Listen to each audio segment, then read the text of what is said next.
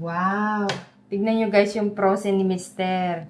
Mag-steak ata kami mamaya. Ha? Steak? Steak! Dito guys sa Amerika, hindi na uso yung kulo-kulo sa takore. Microwave na lang ang gagawin natin. Umuwi ako sa Pilipinas. Ay! Ano ba yan? Di ko alam kung anong tawag sa mangga na to. Galing ito sa Mexico.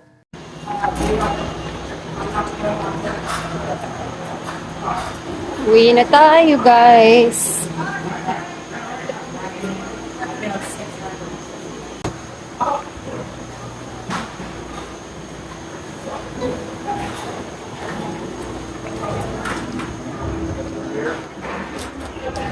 Oh, sorry. You're okay? Uwi na tayo, guys. Let's start natin yung car para hindi mainit. Anyway, ito yung labas, guys, ng trabaho ngayon.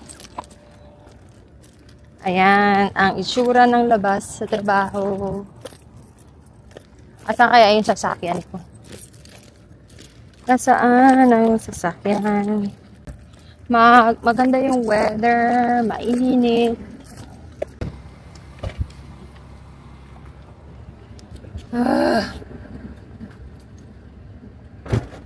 Init! Anyway guys, magkwentuhan tayo sa loob ng sasakyan. Kasi mas malamig doon kaysa dito sa labas. Woo! See you! Ayan, salamat. May AC na. Okay. Okay. Let's do some time check. Time check tayo. It's 2:10 p.m. Ayan. Ayan. 2:10. Anyway, bakit ang aga? Meron pa akong itim sa mukha, oh. Kasi minsan yung gloves ko, guys, madumi. Ayan. Buhay sa Amerika! Akala nyo puro paganda, buhay sa Amerika. Akala nyo lang yun. Wala na. Wala na yung mga black sa mukha ko. Anyway, ano bang pagkwentuhan natin? Bakit maaga kami pinauwi? Palagi yan ang issue no? Palagi yan ang issue sa amin. Bakit maaga kami pinapauwi? Kasi wala tayong parts na naman. Siyempre, hindi makakagawa ng isang buong ilaw kung wala tayong parts na isusupply, o diba? So anyway, today is Thursday. At pinauwi kami ng 2 p.m. kasi wala tayong parts. Wala tayong choice. Ang hindi maganda dun, wala na naman tayong sasahurin. Yeah. Yun ang hindi maganda dun, guys. Wala tayong sasahurin. Kulang na naman ang sahod natin. So, nung Martes, kasi ang Martes namin, yun ang Lunes namin, guys, eh. Ang day off namin, Monday. So, nung Martes, 4 o'clock. Nung Miyerkules, 4 o'clock. Tapos, ngayon, Huwebes, 2 o'clock. So, uwian talaga namin dapat 4 p.m. 10 hours yun. Short naman tayo ng 2 hours. And then tomorrow is Friday. Hindi namin alam kung meron kaming parts na darating. Nakakalungkot. Nakakalungkot, guys. Wala tayong maliit yung sasahudin natin this week. I mean, not this week, next week. I mean, naka-overtime naman ako last week. Pero, may nakalaan na dun. Kasi, tomorrow is Friday sa amin dito, sa Indiana. Tomorrow is Friday. Meron si Jason na I forgot what you call it. Pero para siyang JS prom. Dance night. I think yun ang tawag nila dito, yung dance night. Iba pa yung JS prom. Iba pa yung dance. Homecoming dance. Ayun pala tawag doon. So, nung Sunday, umalis kami, nag-shopping kami. Tapos, yung pinag-shoppingan namin para yun bukas is Friday. Anyway, nagastos ko na yung overtime ko. Nung last week na overtime ko, itong Friday ko yun makukuha. Which is, I already advanced spending it. Kasi, bumili tayo ng sapatos niya, yung formal na shoes, formal na pants, tsaka nung formal na long sleeve. Yeah. Kasi guys, nung bata ako, nung high school ako, di ba sa atin noon, third year, meron tayong JS prom, third year high school, meron tayong JS prom noon, tapos pag fourth year high school, meron na naman tayong JS prom. First time ko lang yun guys na experience, ignorante ako noon. Syempre, nene pa tayo nun, di ba? Tsaka, wala naman tayong damit na susutin, wala tayong sandals na susutin, wala tayong kaalam-alam sa makeup. Pero, na-experience ko yun. Di ko alam kung na-experience ko yun ng third high school or fourth year high school. Pero na-experience ko siya one time. So, syempre dito, di ba, happy naman ako na ma-experience yun ng anak ko, di ba? Wala tayong magagawa, di ba? Dito sa Amerika, mga bata dito matured. So, I said, okay, everybody are going. Siyempre, ayaw din niya ma-left out. So, hinayaan ko na. I said, okay, whatever. But anyway, yun ang reason today, guys. Short tayo ng 2 hours. Wala tayong overtime. Short pa tayo ng 2 hours. Kaya yung sasahurin natin, mas maliit. I don't know what's gonna happen tomorrow. Kasi tomorrow, Friday. Hopefully, makapagtrabaho rin kami ng 10 hours. Nakakalungkot naman. Anyway, guys, tignan nyo itong nasa harapan ko. Tignan nyo yung itsura niya. Nakikita nyo ba yan? Nakikita nyo ba yan? Nakikita nyo ba yan, guys?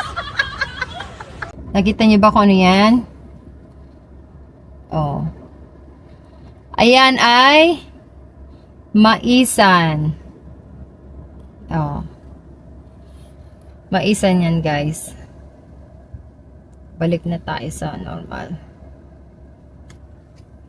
Anyway, uwi na tayo. Uwi na tayo, guys. Ay, nako, buhay sa Amerika. Hanggang kailan? Kung may pera lang ako, guys, gusto ko na mag-retired. Pwede ba yun? Anyway, wala tayong choice. Uwi talaga tayo. Samahan nyo akong umuwi. Sana hindi mahulog yung aking Osmo. Kasi wala siyang dikit.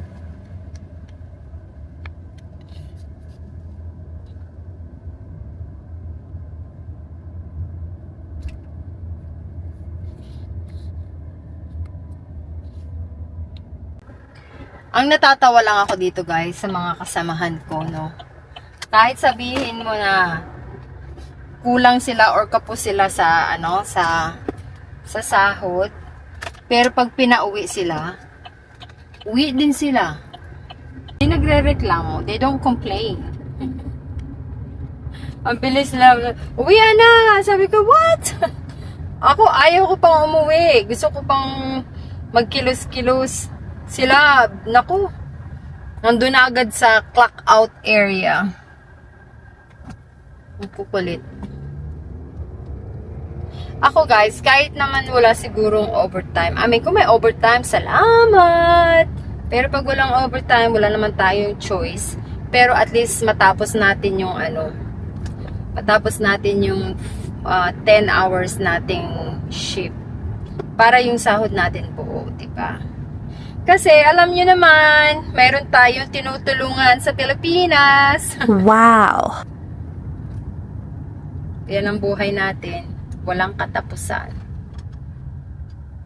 Hopefully, by the way guys, hopefully next year, makauwi tayo ng Pilipinas. Like I said, dapat itong June, dapat uwi kami. Kaya lang, hindi ako napayagan sa trabaho. Kaya, wala tayong choice. We need to go home. Tumatanda na ang ating dear father. Makulit na si father. Tumatakas na guys. Tumatakas na si papa. Makulit na. Ayaw na niyang tawag noon yung nag-sneak out na ba siya, tumatakas, gumagala. Kasi ano na siya guys, 80 years old na siya. May ano na rin siya guys, ulyanin. Minsan kilala niya ako, minsan hindi niya ako kilala. Ganun. Tapos ayaw namin siyang, pwede naman sana siyang lumabas. Wala namang problema doon. Kasi maganda yung nahahanginan din siya, di ba? Kaya lang may ugali siya. Kasi nakatira na ngayon ang papa ko guys sa probinsya. Pero may ugali siya na makulit. Sasabihin niya, gusto ko nang umuwi sa kapatid ko doon sa Olongapo. Pero yung nasa Olongapo siya, kinukulit niya, gusto niya umuwi sa probinsya. So, sala sa init, sala sa lamig. So, hindi mo talaga alam kung ano ba talaga yung gusto niya. Hindi mo alam kung nang-aasar or sa katandaan na lang din talaga, no guys. Kaya, pasensya. By the way, uwi na tayo. Hindi alam ni June na maaga tayong uuwi. Hindi ko alam kung gising na siya. Pero today, alam ko, lulutuin niya steak. Ayan. Mag-i-steak tayo ngayon magkakarne. Kasi kahapon, wala naman kaming ulam. Kumbaga, kung ano lang yung leftover sa fridge, yun lang yung pinagtyagaan. Kasi kuminsan din, nakakapagod din yung magluto na magluto. Diba? Kakapagod din kung minsan. Kaya kung minsan, maganda rin yung nakakain yung leftover para yung hindi masayang yung mga pagkain sa fridge. Diba? So anyway, uwi na tayo. Malapit na tayo sa bahay.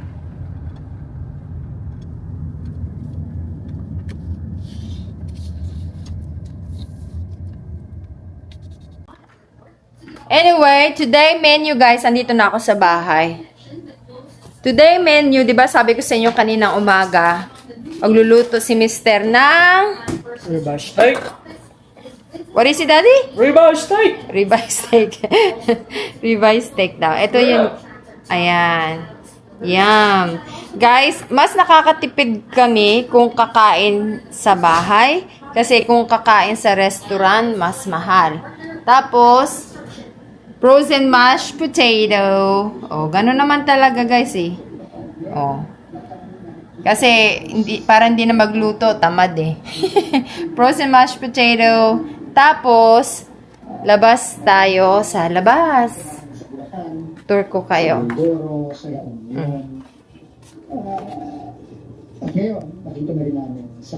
Adun si adun si June. Labas tayo. By the way guys, minsan kung kayo na guguluhan kayo sa sa vlog ko kasi hindi ko pa memorize yung ng gimbal stick. Ayan. Anyway, ito na guys Yan, nag-init na si June nung baga. Tapos deternohan daw niya ng dami niyang alam eh. Mushroom daw. Oh. Mushroom. Isasaute niya yung mushroom kasama nitong onion. Tapos, dyan niya lulutuin. Woo! Mausok dito, guys. Labas tayo sa labas.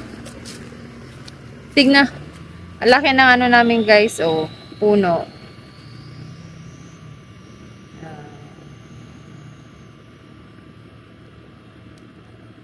Lumabas ako kasi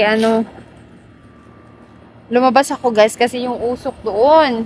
Grabe, yung usok.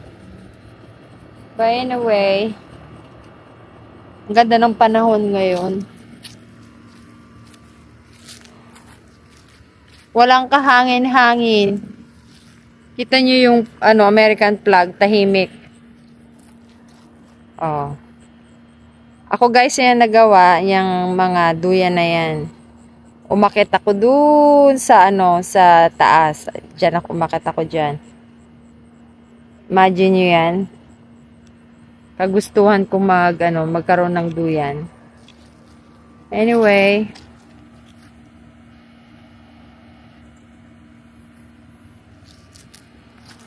Punta na tayo. Binuksan ko yung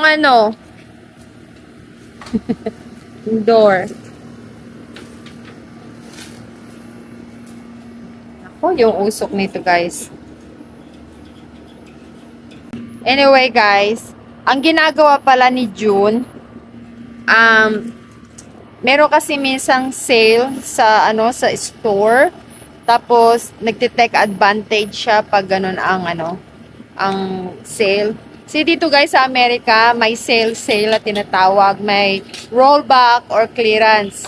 Sa atin sa Pilipinas, walang sale makikitawad ka. Makikitawad ka na lang, di ba? Swertihin kung papatawarin ka kahit wala ka namang kasalanan. Kasi na-experience ko yan, guys. Tumatawad ako, bumibili ako ng isda. Tapos tumawad ako. Sabi nung tendera, bakla ata yung tendera o babae, I forgot. He said, "Te, bakit ka ba tumatawad? Wala ka naman sa aking kasalanan." Tawa na lang ako, guys. Tawa na lang tayo, 'di ba? Yun na lang magagawa natin. Ito si June, guys, oh. Tignan nyo. Mausok. Nakaon yung mo, electric pan? Ha? Ay, hindi mo inon? Chef Junior. Oh, hindi pa pala ilalagay. So, anong hinihintay natin? So the party tried it. Oh.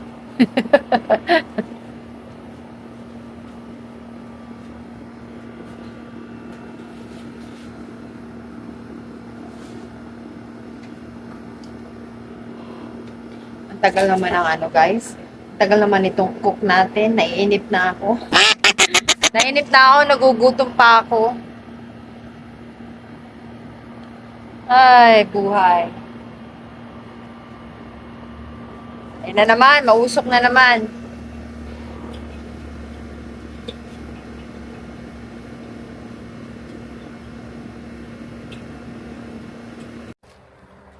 Ay. For the steak. Wow. Woo!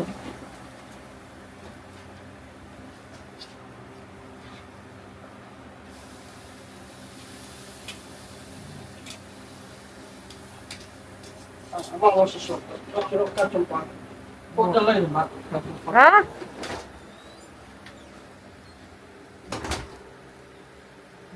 Sarap. Masarap yung pagluto na.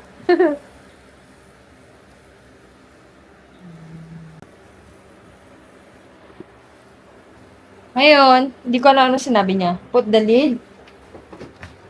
You want me to put the lid on? Put the lid on? Oh, I'm going inside now. No. Grabe guys yung usok. Tignan nyo. Oh, ang usok. Sabi ko, pasok na ako sa loob. Ang usok. Gusto ni June na i-babysit ko yung yung steak. Sabi ko, no, I'm going inside kasi I-mute natin yung ano. Ay guys, siya nga pala. I-mute natin para hindi tayo makopyright. Ayan. Anyway, kahit nandito pala kami sa Amerika, na-updated naman kami sa mga balibalita sa Pilipinas. Nanonood kami ng flood control at saka ito guys. Ayan. Ano ba ang nangyayari sa ating mundo? Ngayon, dati-rate, pinapanood namin si Isko. Kasi 'di ba, he's trying to clean the Manila, yung mga flooded, 'di ba? Ang ganda, mga basura. Tapos na ano naman itong yung flood control, yung mga maraming mga what you call this? Ayoko magkamaling magsalita eh. Kasi ayoko magsalita tapos matutrouble ako, 'di ba? I would say probably mga nagtatrabaho sa gobyerno. Maraming corruption.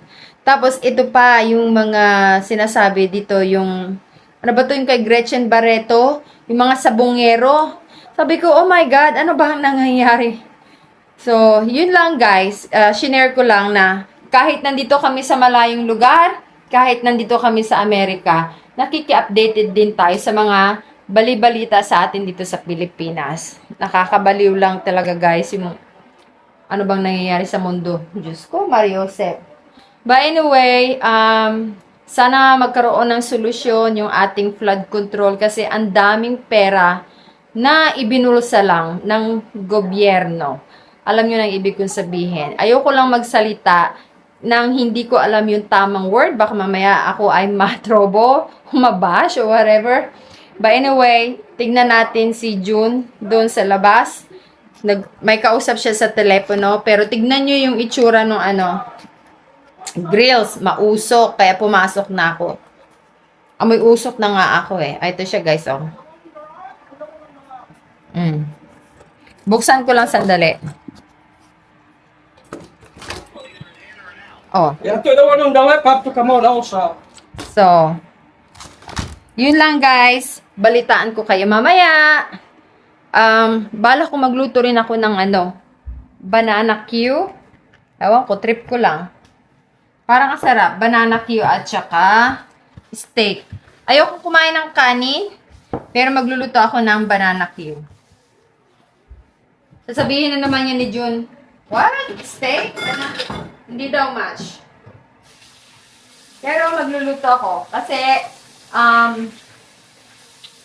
bumili ako kahapon guys ng bumili pala ako kahapon guys ng plantain. Lasa siyang saba. Ito ang itsura niya guys, oh. Plantain or plantano. Galing siya sa Mexico and I bought it from Mexican store. Lulutuin ko siya kasi masarap siyang gawing yan ang gagawin kong kanin. Anyway, nagpainit na ako guys ng ng tawag nito. Ano ba yan? Bumubukas yung Nagpainit na tayo ng mantika. Ayan. Tapos, hihiwain ko na tong ating banana. Sana maganda yung saging. Naku, mukhang hindi na naman maganda yung saging. Kaya kung minsan guys, nadadala ako bumili nito. Kasi, minsan hindi maganda yung pagkasaging yan. Naiirita ako. Mahal-mahal eh. Tapos, hindi maganda yung pagkasaging. Ayan.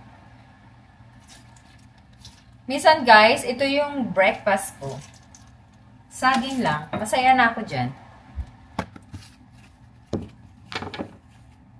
Isa pa.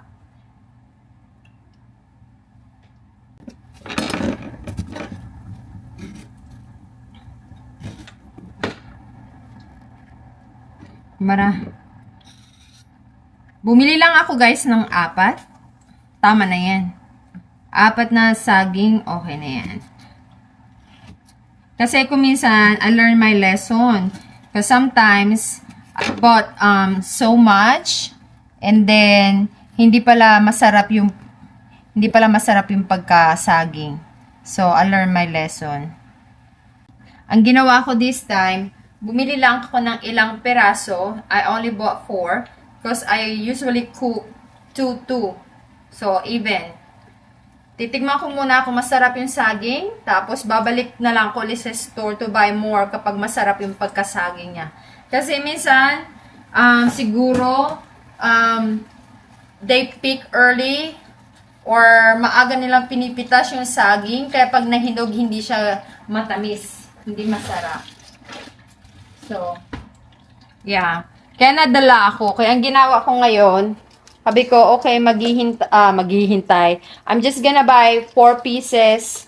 And then, pag nasarapan ako sa lasa niya, matamis siya, edi, bibili pa tayo ng marami, di ba? So, ito guys, yung ating, banana Q. Tignan nyo guys. Ayan siya guys. O, di ba?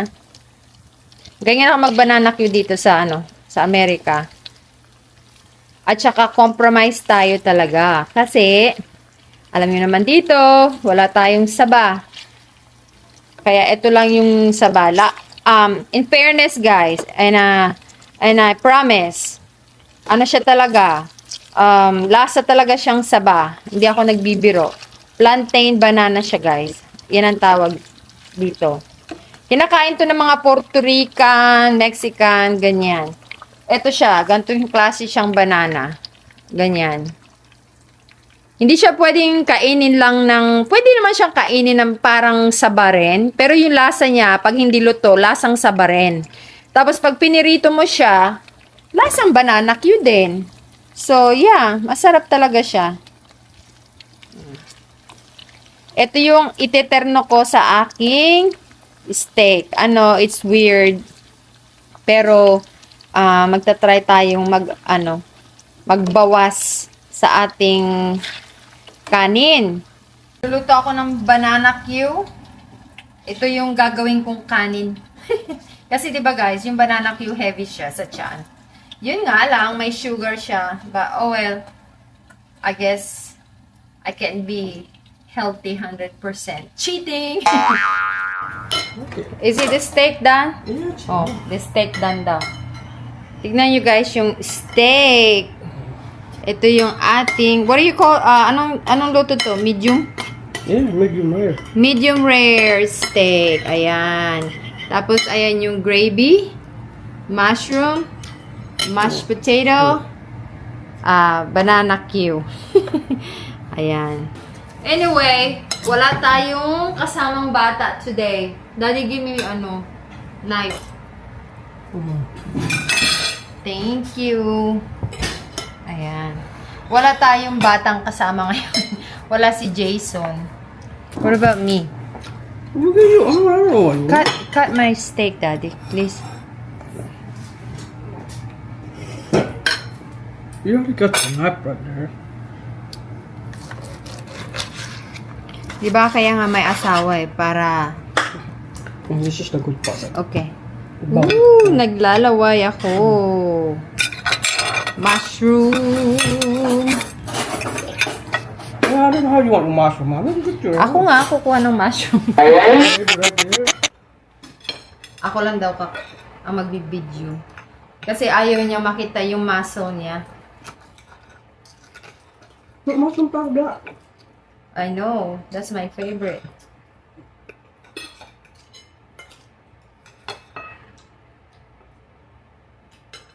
Kain tayo, guys.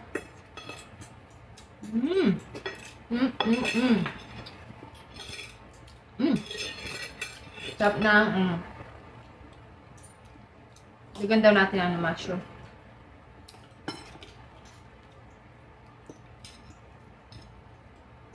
Ayoko sana kumain ng mashed potato. Kasi yan. Maraming carb. Bala ko yung saging. Sarap guys. You want to put gravy mushroom in? No. By the way guys, nakikita nyo kaming dalawa lang ni June ang kumakain. Kasi si Bunso, si Jason wala. I don't know, where did Jason go? He said he gonna go hang out with friends. Ganon talaga guys pag teenager na. Wala na talagang pakialam. Lalo na ngayon, nagda-drive-drive. Gusto ko yung saging.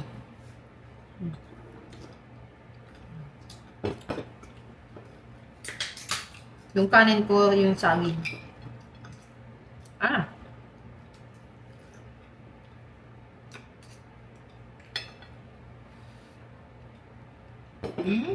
Ah.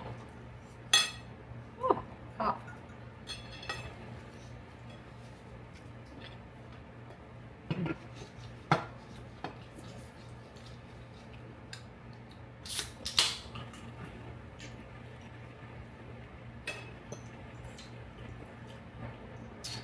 Sarap. Well, that's all for now, guys.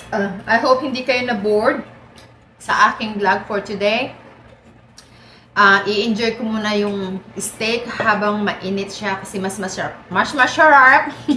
Mas masarap siyang kainin kapag hot or mainit yung pagkain. So, kakain muna ako, guys. Thank you, and please don't forget to subscribe and click the notification bell below para you always updated. Kain tayo. Walang imik. Gutom.